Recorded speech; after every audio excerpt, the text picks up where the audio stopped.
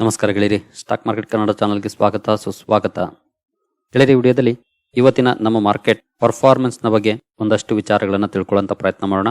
ನೀವೆಲ್ಲರೂ ಈಗಾಗಲೇ ನೋಡಿರ್ಬೋದು, ಇವತ್ತು ನಮ್ಮ market again all time I ಅನ್ನು ಅಚೀವ್ ಮಾಡಿದೆ. ಜೊತೆಗೆ Sensex for the first time 76,000 mark ಅನ್ನ ಬ್ರೇಚ್ ಮಾಡಿ ಬಂದಿದೆ. ಈ ಎಲ್ಲ ವಿಚಾರಗಳ ಬಗ್ಗೆ ಒಂದಷ್ಟು ವಿಷಯಗಳನ್ನ ನಾವು ಈ ವಿಡಿಯೋ ಮೂಲಕ ತಿಳ್ಕೊಳ್ಳುವಂತ ಪ್ರಯತ್ನ ಮಾಡೋಣ. ಸೊ ಮೊದಲಿಗೆ ಇವತ್ತಿನ ನಮ್ಮ ಮಾರ್ಕೆಟ್ ನ ಪರ್ಫಾರ್ಮೆನ್ಸ್ ಅನ್ನು ನೋಡಿದರೆ ಸೆನ್ಸೆಕ್ಸ್ ಅಲ್ಲಿ ನೋಡಬಹುದು ಫ್ಲಾಟಿಶ್ ಪರ್ಫಾರ್ಮೆನ್ಸ್ ಇದೆ. ಜಸ್ಟ್ 19 ಪಾಯಿಂಟ್ಸ್ ಅಥವಾ 20 ಪಾಯಿಂಟ್ಸ್ ಅಂತ ಹೇಳ್ಬೋದು, ಅಥವಾ ಪರ್ಸೆಂಟೇಜ್ ಅಲ್ಲಿ ಹೇಳೋದಾದ್ರೆ 0.026% ಡೌನ್ ಅಲ್ಲಿ ಕ್ಲೋಸಿಂಗ್ ಅನ್ನ ಕೊಟ್ಟಿದೆ. ಬಟ್ ಇವತ್ತಿನ ಪರ್ಫಾರ್ಮೆನ್ಸ್ ಮಾತ್ರ ಭರ್ಜರಿನೇ ಇತ್ತು ಮಧ್ಯಾಹ್ನದವರೆಗೂ. ಜೊತೆಗೆ for the first time 76,000 points ಅನ್ನು ಕೂಡ ಕ್ರಾಸ್ ಮಾಡಿತ್ತು ನಮ್ಮ ಸೆನ್ಸೆಕ್ಸ್. ನಂತರ ಡೌನ್ ಆಗಿದೆ. ಇವತ್ತಿನ ಓವರ್ ಆಲ್ ಪರ್ಫಾರ್ಮೆನ್ಸ್ ಅನ್ನು ನೋಡಿದ್ರೆ ಫ್ಲಾಟಿಶ್ ಪರ್ಫಾರ್ಮೆನ್ಸ್ ಅನ್ಸ್ಬೋದು. ಆದ್ರೆ ಇವತ್ತಿನ ಐಯಿಂದ ನಾವು ಕ್ಯಾಲ್ಕುಲೇಟ್ ಮಾಡಿದ್ರೆ ನೋಡಬಹುದು 630 ಪಾಯಿಂಟ್ಸ್ ಗಿನ್ನ ಜಾಸ್ತಿ ಡೌನ್ ಫಾಲ್ ಕಂಡಿದೆ ಮಾರ್ಕೆಟ್. ಇಷ್ಟು ವಾಲಟೈಲ್ ಪರ್ಫಾರ್ಮೆನ್ಸ್ ನಮ್ಮ ಮಾರ್ಕೆಟ್ ಅಲ್ಲಿ ನೋಡ್ಲಿಕ್ಕೆ ಸಿಕ್ಕಿದೆ. ಹಾಗೆ as usual all time I ಕೂಡ ಇವತ್ತು ಅಚೀವ್ ಮಾಡಿದೆ ಅಗೇನ್. ಮತ್ತೆ ನಿಫ್ಟಿ ಪರ್ಫಾರ್ಮೆನ್ಸ್ ಅನ್ನು ನೋಡಿದರೆ ಇಲ್ಲೂ ಕೂಡ ಅಷ್ಟೇ ಓಪನಿಂಗ್ ಅಪ್ಪಲ್ ಆಯ್ತು, ನಂತರ ಸ್ವಲ್ಪ ಡೌನ್ ಆಗಿ ಒಳ್ಳೆ ರಿಕವರಿ ಕಂಡು ಬಂತು. ಮಧ್ಯಾಹ್ನದ ನಂತರ ಸ್ವಲ್ಪ ಡೌನ್ ಫಾಲ್ ಕಂಡು ಬಂತು. ಹಾಗೆ ಇಲ್ಲೂ ಕೂಡ ನಾವು ಐಯಿಂದ ಕ್ಯಾಲ್ಕುಲೇಟ್ ಮಾಡಿದ್ರೆ ನೋಡಬಹುದು 174 ಪಾಯಿಂಟ್ಸ್ ಡೌನ್ ಆಗಿದೆ. ಓವರ್ ಆಲ್ ಪರ್ಫಾರ್ಮೆನ್ಸ್ ಫ್ಲಾಟ್ ಅನ್ಸಿದ್ರು, ಹೈಯಿಂದ ಮಾತ್ರ ಒಳ್ಳೆ ಡೌನ್ ಫಾಲ್ ಇವತ್ತು ನಮ್ಮ ಮಾರ್ಕೆಟ್ ಅಲ್ಲಿ ಕಂಡು ಬಂದಿದೆ ಅಂತ ಹೇಳ್ಬೋದು. ಸೊ ಇಲ್ಲೂ ಕೂಡ ನೋಡಬಹುದು 23,110 52 ವೀಕ್ ಐ. ಇವತ್ತಿನ ಐ ಕೂಡ ಸೇಮ್. ಇದು ಕೂಡ ಆಲ್ ಟೈಮ್ ಐ ಅನ್ನು ಅಚೀವ್ ಮಾಡಿದೆ. ಜೊತೆಗೆ 23,000 ಮೇಲೆ ಹೋಗಿ ವಾಪಸ್ ಬಂದು 22,932ಕ್ಕೆ ಕ್ಲೋಸಿಂಗ್ ಅನ್ನ ಕೊಟ್ಟಿದೆ. ಸೊ ಇಷ್ಟು ವಾಲಟೈಲ್ ಪರ್ಫಾರ್ಮೆನ್ಸ್ ನಮ್ಮ ಮಾರ್ಕೆಟ್ ಅಲ್ಲಿ ಕಂಡು ಬಂದಿದೆ. ಹಾಗೆ ಈ ವಾರ ಪೂರ್ತಿ ಇದೇ ರೀತಿ ಪರ್ಫಾರ್ಮೆನ್ಸ್ ಇರಬಹುದು ಅನ್ನೋ ಅಂತ ಒಪಿನಿಯನ್ ಹಲವಾರು ಅನಲಿಸ್ಟ್ ಕೊಡ್ತಿದ್ದಾರೆ. ಯಾಕೆ ಅಂತ ನಿಮ್ಗೆ ಗೊತ್ತಿದೆ, ಎಲೆಕ್ಷನ್ ಕೊನೆಯ ಹಂತ ಈ ವಾರದ ಎಂಡಿಂಗ್ ಅಲ್ಲಿ ಇರುತ್ತೆ. ಈಗ ಸಾಕಷ್ಟು ಸ್ಪೆಕ್ಯುಲೇಷನ್ ಬರ್ತಾ ಇರುತ್ತೆ, ಸಾಕಷ್ಟು ನ್ಯೂಸ್ ಗಳು ಬರ್ತಾ ಇರುತ್ತೆ. ರಿಸಲ್ಟ್ ಬಗ್ಗೆ ಆಗ್ಬೋದು, ಯಾರು ಗೆಲ್ಬಹುದು ಅಂತ ಆಗ್ಬೋದು, ಯಾರು ಗೆಲ್ತಾರೆ ಅಂತ ಆಗ್ಬೋದು. ಸೊ ಸಾಕಷ್ಟು ಸ್ಪೆಕ್ಯುಲೇಷನ್ ಬರ್ತಾ ಇರುತ್ತೆ.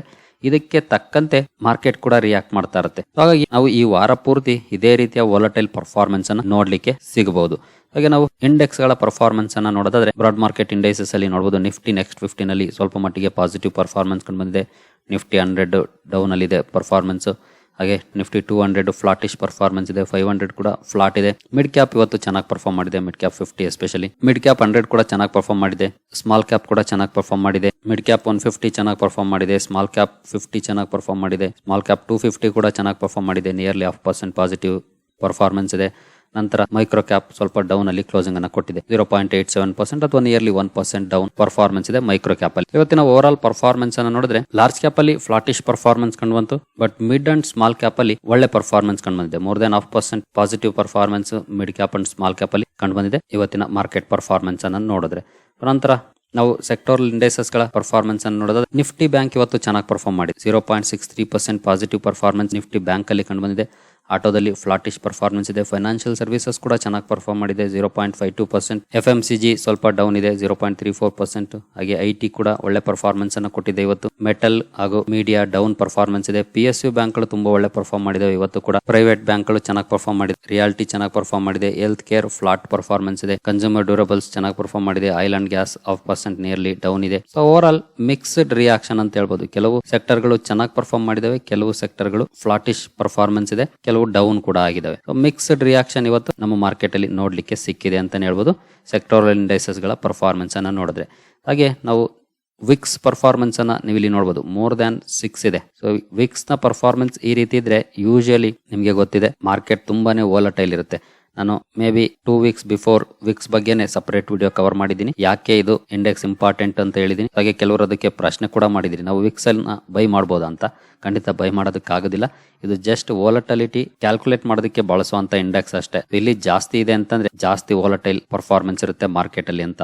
ಯೂಶುವಲಿ ಇದು ಟ್ರೇಡರ್ಸ್ಗೆ ತುಂಬಾನೇ ಇಂಪಾರ್ಟೆಂಟ್ ಆಗುತ್ತೆ. ಅಂತವ್ರು ಟ್ರೇಡರ್ಸ್ ತುಂಬಾನೇ ನೋಡ್ತಾರೆ ಇದನ್ನ ನೋಡಿನೇ ಅವರು ಟ್ರೇಡ್ ಮಾಡಬಹುದಾ ಬೇಡಬಹುದಾ ಅನ್ನೋದನ್ನ ಡಿಸೈಡ್ ಕೂಡ ಮಾಡ್ತಾರೆ ಕೆಲವರು. ಅಂದ್ರೆ ಮಾರ್ಕೆಟ್ ಅಲ್ಲಿ ಎಷ್ಟು ಪ್ರಮಾಣದ ವಾಲಟಿಲಿಟಿ ಸಿಗಬಹುದು ಅನ್ನೋದನ್ನ ಅವರು ಇದ್ರ ಮೂಲಕ ಅಂದಾಜು ಮಾಡ್ತಾರೆ. ಇಲ್ಲಿ ಯಾವುದೇ ರೀತಿಯ ಶೇರ್ ಗಳಿರೋದಿಲ್ಲ ಇಂಡಿಯಾ ವಿಕ್ಸ್ ಅಲ್ಲಿ, ಜಸ್ಟ್ ವಾಲಟಿಲಿಟಿ ಇಂಡೆಕ್ಸ್ ಅಷ್ಟೇ. ಹಾಗೆ ನೀವು ನ್ಯೂಸ್ ಹೆಡ್ ಲೈನ್ ಗಳನ್ನು ಕೂಡ ನೋಡಬಹುದು. Sensex Nifty cross new milestones but and flat amid volatility. ಹಾಗೆ ಇಲ್ಲೂ ಕೂಡ ನೋಡಬಹುದು ಮಧ್ಯಾಹ್ನದ ಹೆಡ್ ಲೈನ್ ಗಳಿವು. Unstoppable bull run, Sensex Nifty hit fresh lifetime highs on strong global market cues. So ನೀವು ಇಲ್ಲಿ ನೋಡಬಹುದು ಓವರ್ ಆಲ್ ಒಳ್ಳೆ ಪರ್ಫಾರ್ಮೆನ್ಸ್ ಕಂಡು ಬಂದಿತ್ತು. ಬಟ್ ಕೊನೆಯ ಮೂಮೆಂಟ್ ಅಲ್ಲಿ ಸ್ವಲ್ಪ ಡೌನ್ ಫಾಲ್ ನಮ್ಮ ಮಾರ್ಕೆಟ್ ಅಲ್ಲಿ ಕಂಡು ಬಂತು.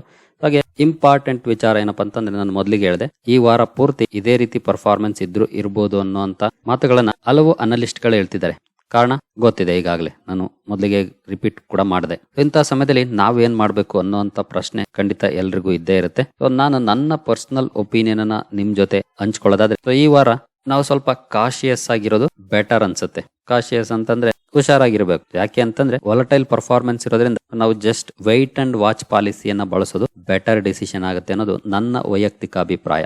ಯಾವುದೇ ಸ್ಟಾಕ್ ಅನ್ನ ತಗೊಳ್ಳೋದಕ್ಕೆ ಮುಂಚೆ wait and watch policy better ಅನ್ಸುತ್ತೆ. ಯಾಕಂದ್ರೆ ಸುಮಾರು ಜನ ಪ್ರಶ್ನೆಯನ್ನ ಮಾಡ್ತಾ ಇದ್ದೀರಿ, ನಾವು ಈ ಸ್ಟಾಕ್ ಬೈ ಮಾಡ್ಬೋದಾ, ಆ ಸ್ಟಾಕ್ ಬೈ ಮಾಡ್ಬೋದಾ ಅಂತ. ಸೊ ಆಸ್ ಆಫ್ ನಾವು ಸ್ಟಾಕ್ಗಳು ಒಳ್ಳೆ ಪರ್ಫಾರ್ಮೆನ್ಸ್ ಅನ್ನ ಕೊಡ್ತಿದಾವೆ, ಆದ್ರೆ ರಿಸಲ್ಟ್ ಏನಾಗುತ್ತೆ ಅಂತ ನಮಗೂ ಗೊತ್ತಿಲ್ಲ. ಸೊ ರಿಸಲ್ಟ್ ಮಾರ್ಕೆಟ್ ಏನ್ ಎಕ್ಸ್ಪೆಕ್ಟ್ ಮಾಡ್ತಾ ಇದೆ ಅದೇ ರೀತಿ ಬರ್ಬೋದು, ಅಥವಾ ರಿವರ್ಸ್ ಕೂಡ ಆಗ್ಬೋದು. ಸೊ ಇಂತಹ ಸಮಯದಲ್ಲಿ ನಾವು ರಿಸ್ಕ್ ತಗೊಳ್ಳೋದಕ್ಕಿಂತ ನಮ್ಮ ಏನು ಕರೆಂಟ್ ಹೋಲ್ಡಿಂಗ್ ಇದೆ ಅವುಗಳನ್ನ ಹೋಲ್ಡ್ ಮಾಡಿ ಜಸ್ಟ್ ಕಂಟಿನ್ಯೂ ಮಾಡೋದು ಬೆಟರ್ ಅನ್ಸುತ್ತೆ. ಈ ಒಂದು ವಾರ, ಈ ವಾರದ ಕೊನೆಯಲ್ಲಿ ನಮಗೆ ಪಿಕ್ಚರ್ ಗೊತ್ತಾಗುತ್ತೆ. ಅಂದ್ರೆ ಶನಿವಾರ ಲಾಸ್ಟ್ ಫೇಸ್ ವೋಟಿಂಗ್ ಇರುತ್ತೆ, 7th ಫೇಸ್. ಶನಿವಾರ 6 ಗಂಟೆಗೆ ಕ್ಲೋಸಿಂಗ್ ಆಗುತ್ತೆ ವೋಟಿಂಗ್. 6 ಗಂಟೆ ನಂತರ ಎಕ್ಸಿಟ್ ಪೋಲ್ ಡೇಟಾ ರಿಲೀಸ್ ಆಗುತ್ತೆ. ಎಕ್ಸಿಟ್ ಪೋಲ್ ಏನ್ ಹೇಳುತ್ತೆ ಗೊತ್ತಿಲ್ಲ. ಅಬ್ವಿಯಸ್ಲಿ ಯಾವ್ದಾದ್ರು ಒಂದು ಕನ್ಫರ್ಮೇಶನ್ ಸಿಗುತ್ತೆ. ಇಲ್ಲ NDA ಗೆಲ್ಲುತ್ತೆ ಅಂತ ಹೇಳ್ಬೋದು, ಅಥವಾ ಇಂಡಿಯಾ ಬ್ಲಾಕ್ ಗೆಲ್ಲುತ್ತೆ ಅಂತ ಹೇಳ್ಬೋದು. ಅದ್ರ ಮೇಲೆ next Monday market performance depend ಆಗುತ್ತೆ. ಈಗ ಹಲವರು ಹೇಳೋ ಪ್ರಕಾರ, ಹಲವು ಅನಲಿಸ್ಟ್ ಗಳು ಹೇಳೋ ಪ್ರಕಾರ, ನಿಮ್ಗೆಲ್ರಿಗೂ ಗೊತ್ತಿರೋ ಹಾಗೆ ಲಾಸ್ಟ್ 2 years ಅಲ್ಲಿ ತುಂಬಾ ಒಳ್ಳೆ ಪರ್ಫಾರ್ಮೆನ್ಸ್ ಬಂದಿರೋದು ಇಲ್ಲಿ PSU ಸೆಕ್ಟರ್ ಅಲ್ಲಿ. So PSU sector in case NDA re-elect ಆಯ್ತು ಅಂತಂದ್ರೆ ಇನ್ನೂ ಒಳ್ಳೆ ಪರ್ಫಾರ್ಮೆನ್ಸ್ ಅನ್ನ ಕೊಡುತ್ತೆ, ಅದರಲ್ಲಿ ಯಾವುದೇ ರೀತಿಯ ಡೌಟ್ ಇಲ್ಲ. ಹಾಗೆ ಇನ್ ಕೇಸ್ ಅಗೇನೆಸ್ಟ್ ಆಗಿ ಬಂತು NDAಗೆ ಅಂತ ಹೇಳಿ ಇಟ್ಕೊಳ್ಳಿ, ಇಂಡಿ ಬ್ಲಾಕ್ ಅಧಿಕಾರಕ್ಕೆ ಬರೋ ಲೆವೆಲ್ಗೆ ಸೀಟ್ಗಳು ಬಂತು ಅಂದ್ರೆ ಅಬ್ವಿಯಸ್ಲಿ PSU ಸೆಕ್ಟರ್ ಅಲ್ಲಿ 40 to 50% ಕರೆಕ್ಷನ್ ಎಕ್ಸ್ಪೆಕ್ಟ್ ಮಾಡಬಹುದು ಅಂತ ಹೇಳ್ತಿದ್ದಾರೆ. 40 to 50%. At the same time ಇನ್ನೊಂದು ವಿಷಯ ನಿಮ್ಮ ತಲೆಯಲ್ಲಿರಲಿ, 40 to 50% ಕರೆಕ್ಷನ್ ಶಾರ್ಟ್ ಟರ್ಮ್ ಅಲ್ಲಿ, ಬಟ್ ಲಾಂಗ್ ರನ್ ಅಲ್ಲಿ ಅಲ್ಲೇ ನಾವು 2x 3x ರಿಟರ್ನ್ಸ್ ಅನ್ನು ಕೂಡ ಗಳಿಸುವಂತ ಅವಕಾಶ ಇದೆ ಅಂತ ಕೂಡ ಹೇಳ್ತಿದ್ದಾರೆ. ಹಾಗಾಗಿ ಭಯ ಪಡುವಂತದ್ದೇನಿಲ್ಲ, ಯಾಕಂದ್ರೆ ಇದು part and partial of the market journey. ಯಾಕಂದ್ರೆ ಎಲೆಕ್ಷನ್ ಗಳು ಬರ್ತವೆ ಹೋಗ್ತವೆ, ಬಟ್ ಮಾರ್ಕೆಟ್ ಪರ್ಮನೆಂಟ್. ಈ ಪಕ್ಷ ಒಂದ್ಸಲ ಗೆಲ್ಲುತ್ತೆ, ಇನ್ನೊಂದ್ ಪಕ್ಷ ಮತ್ತೊಂದ್ಸಲ ಗೆಲ್ಲುತ್ತೆ, ಇವೆಲ್ಲ ಕಾಮನ್. ಸರ್ಕಾರಗಳು ಚೇಂಜ್ ಆಗ್ತಾ ಇರುತ್ತೆ, ಮಾರ್ಕೆಟ್ ವ್ಯೂ ಬದಲಾಗ್ತಾ ಇರುತ್ತೆ, ಇವೆಲ್ಲನೂ ಕೂಡ ಕಾಮನ್ ಆಗಿ ಬರುವಂತದ್ದು.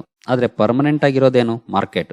ಸೊ ಮಾರ್ಕೆಟ್ ಅಲ್ಲಿ ಪರ್ಮನೆಂಟ್ ಆಗಿ ನಾವು ಸೆಟ್ಲ್ ಆಗ್ಬೇಕು ಅಂತಂದ್ರೆ ಏನ್ ಮಾಡ್ಬೇಕು, ಫಂಡಮೆಂಟಲಿ ಸ್ಟ್ರಾಂಗ್ ಇರುವಂತ ಕಂಪನಿಗಳನ್ನ ಆಯ್ಕೆ ಮಾಡಬೇಕು, ಲಾಂಗ್ ಟರ್ಮ್ ಗೆ ಇನ್ವೆಸ್ಟ್ ಮಾಡಬೇಕು, ಕಾಯ್ಕೊಂಡು ಕೂರ್ಬೇಕು. ಸೊ ಇಷ್ಟೇ ನಮ್ಮ ಕೆಲಸ. ಸೊ ನಾವ್ ಇಷ್ಟನ್ನ ಪ್ರಾಪರ್ ಆಗಿ ಮಾಡಿದ್ವಿ ಅಂತಂದ್ರೆ ಯಾವ ಸರ್ಕಾರ ಬಂದ್ರು ನಮ್ಗೆ ಒಳ್ಳೆ ರಿಟರ್ನ್ ಸಿಗುತ್ತೆ, ಯಾವ ಸರ್ಕಾರ ಬಿದ್ರೂ ಒಳ್ಳೆ ರಿಟರ್ನ್ ಸಿಗುತ್ತೆ. ಬಟ್ ಶಾರ್ಟ್ ಟರ್ಮ್ ಅಲ್ಲಿ ಅಬ್ವಿಯಸ್ಲಿ ಮಾರ್ಕೆಟ್ ಮೇಲೆ ಇಂಪ್ಯಾಕ್ಟ್ ಆದೇ ಆಗುತ್ತೆ, ಅದನ್ನ ಇಲ್ಲ ಅಂತ ಯಾರು ಹೇಳಿಕ್ ಆಗೋದಿಲ್ಲ. ಈಗಾಗಲೇ last 2 months before Chris Wood ಅವರು ಹೇಳಿದ್ರು, ಇನ್ ಕೇಸ್ NDA ರಿಎಲೆಕ್ಟ್ ಆಗಿಲ್ಲ ಅಂದ್ರೆ 25% ವರೆಗೂ ಮಾರ್ಕೆಟ್ ಕರೆಕ್ಷನ್ ಆಗ್ಬೋದು ಅಂತ.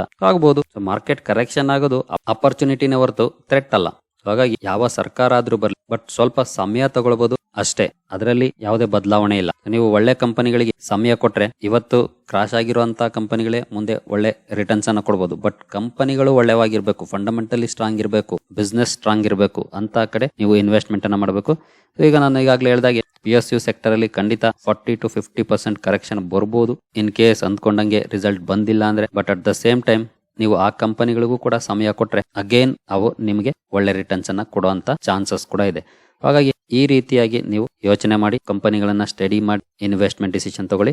ಸೊ ಫಾರ್ ಟೈಮ್ ಬೀಯಿಂಗ್ ಇದೊಂದು ವಾರ ನನ್ನ ಪ್ರಕಾರ ಸ್ವಲ್ಪ ಹುಷಾರಾಗಿ ಇರೋದು ಬೆಟರ್. ಯಾಕಂದ್ರೆ ಮಾರ್ಕೆಟ್ ವಾಲಟೈಲ್ ಇರುತ್ತೆ. ಇವತ್ತೇ ನೋಡಬಹುದು, ನಾವು ಇವತ್ತಿನ ಡೌನ್ ಇಂದ ಕ್ಯಾಲ್ಕುಲೇಟ್ ಮಾಡಿದ್ರೆ 160 ಪಾಯಿಂಟ್ಸ್ ಗಿಂತ ಜಾಸ್ತಿ ಮೇಲೆ ಹೋದಂತ ಮಾರ್ಕೆಟ್ ನಂತರ ಮೋರ್ ದನ್ 170 ಪಾಯಿಂಟ್ಸ್ ಡೌನ್ ಕೂಡ ಆಗಿದೆ. ಇಷ್ಟು ವಾಲಟೈಲ್ ಪರ್ಫಾರ್ಮೆನ್ಸ್ ಕಂಡು ಬಂದಿದೆ ಅಂತಂದ್ರೆ ಪರಿಸ್ಥಿತಿ ಹೇಗಿರ್ಬೋದು ಅನ್ನೋದನ್ನ ನಾವೇ ಊಹೆ ಮಾಡಬಹುದು. ಗೊತ್ತಿಲ್ಲ ನಾಳೆ ಯಾವ ರೀತಿ ಪರ್ಫಾರ್ಮೆನ್ಸ್ ಬರುತ್ತೆ ಅಂತ, ಬಟ್ ಎಲ್ಲರೂ ಕೂಡ ಸ್ವಲ್ಪ ಕಾಶಿಯಸ್ ಮೋಡಲ್ಲೇ ಇದ್ದಾರೆ. FIIs ಅಂತೂ ಲಾಸ್ಟ್ 1 month ಇಂದ ಕೂಡ ಕಾಶಿಯಸ್ ಮೋಡಲ್ಲೇ ಇದ್ದಾರೆ, ನಿಮಗೆ ಗೊತ್ತಿದೆ. ಸೊ ನನ್ನ ಪ್ರಕಾರ, ನನ್ನ ಪರ್ಸನಲ್ ಒಪಿನಿಯನ್, ಎಲೆಕ್ಷನ್ ರಿಸಲ್ಟ್ ಅಂದ್ಕೊಂಡಂಗ್ ಬಂದ್ರೆ ಮಾರ್ಕೆಟ್ ಅಲ್ಲಿ ಒಳ್ಳೆ ಪರ್ಫಾರ್ಮೆನ್ಸ್ ಬರುವಂತ ಸಾಧ್ಯತೆಗಳು ಜಾಸ್ತಿ ಇದೆ. ಒಂದು ಅಂದ್ಕೊಂಡಂಗ್ ಬರ್ನಿಲ್ಲ ಅಂದ್ರೆ ಮಾರ್ಕೆಟ್ ಅಲ್ಲಿ ಡೌನ್ ಪರ್ಫಾರ್ಮೆನ್ಸ್ ಬರುವಂತ ಚಾನ್ಸಸ್ ಜಾಸ್ತಿ ಇದೆ.